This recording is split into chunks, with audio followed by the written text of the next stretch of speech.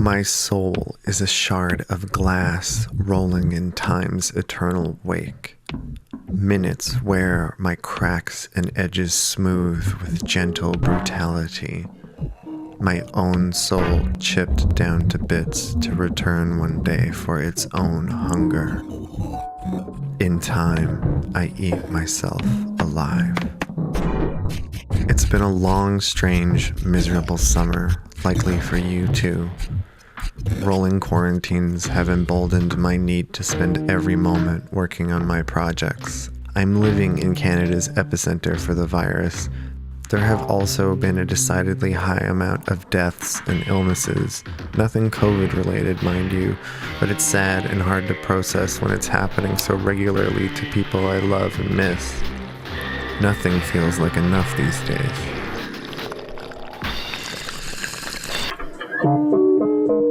Every time I start a new project, my mind blooms out in its narrative tendrils as far as it can go, and rather than snapping away some of those extra limbs, I'm out there dancing on every branch, tearing my hair out over what the door arches would look like in this specific region, or the type of food each character likes to eat.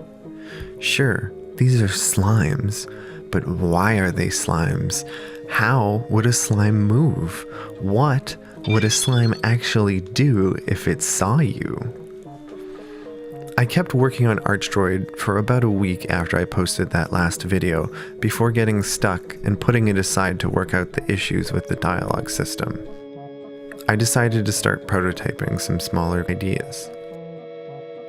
Polybrine is another attempt at a quick project, something to put out there so there isn't this big nothing in my repertoire right now. Something simple but with hidden meanings for those willing to take the time. There are still quite a few bugs to work out, like the dialogue systems and progression and character animations. Oh, and I have some designs for a few other creatures and characters that I really want to put in there. Rosebound is a short, quick game I'm working on where you play a sexy warrior princess with a pulsing rose greatsword that you use to dispatch big bonered trolls in a magical forest. It's going pretty good. Most time has been spent on the platforming and combat mechanics, but I have a cute story I'm planning on working into it about. Progress on Fish Life has been steady this summer despite all of this. Working out the main mechanics has been really inspiring and actually helped motivate me to finish a lot of the flora concept art and how they'll play into the fishing mechanics. The character creator is the first thing I finished. I've had this in my head for a long time, so it was nice to see it working. Once it was in here, I was able to refine a lot of my writing, mostly due to wanting the text to be short and easy to read. I'm particularly happy with how the alignment graphic turned out. I'm looking forward to giving a similar treatment to the career section. I decided I wanted a bit more control over the player's stamina and health bar, so I made this thing. It was a while ago, and the code now looks to me to be pretty janky, but it'll do for now. A pretty important mechanic in fishing games, I heard, is the fishing. For this mechanic, I'm planning on using the draw function to animate the fishing line and have begun this process. So far, it's drawing a line.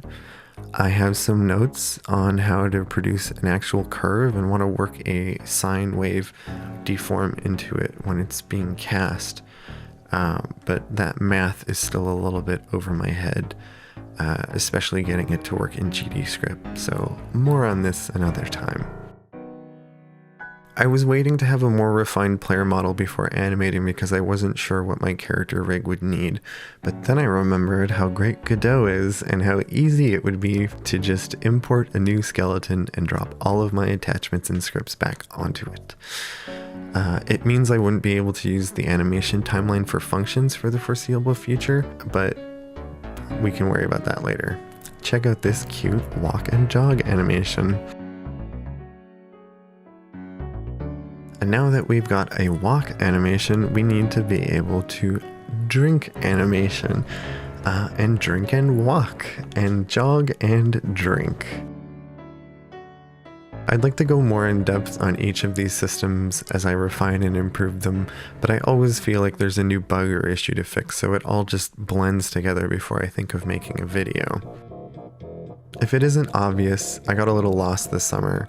I don't think it's a big surprise. I'm sure a lot of people are feeling this way. Before the pandemic hit, I had plans to start publicizing my video game work a bit more and building a community, hopefully, and all of that kind of stopped seeming possible. I'm happy I didn't stop working on things though, because I think I made some big strides in my own process. The last few months have been heavily focused on Fish Life, the dream game, and it's been extremely rewarding to see these systems start to take shape. Here's to positivity and change.